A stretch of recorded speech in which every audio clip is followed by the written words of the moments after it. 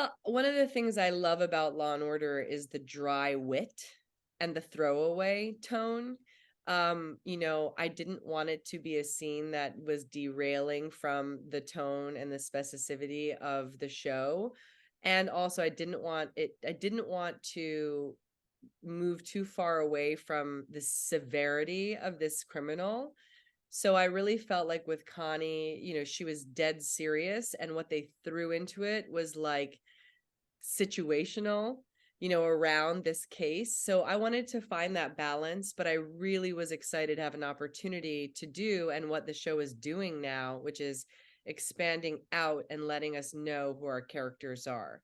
That was also really exciting about coming back to the Law and Order reboot specifically because that just never happened with us. It was barely even, like a little bit of salt thrown into the stew. And in this show, we're really coming to know all of them. And I love that. One of my favorite scenes in the new reboot is when Cameron exits her apartment and she confronts those bullies. And I feel like I'm like so invested in her now. And that was a scene where this scene in this episode where the three came together and could share a little bit. I wanted Cameron to really, sort of find that dry humor with it, which is like, and that's why I'm alone. And so many of us relate to that, it's just too complicated.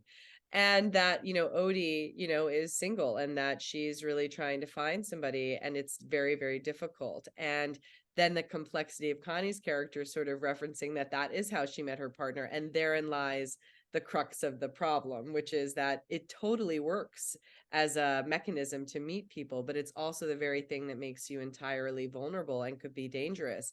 So I just felt like it was a great plot scene, it was a great character scene, and it was a great opportunity for the audience to really love these women, know these women, and want more from them personally.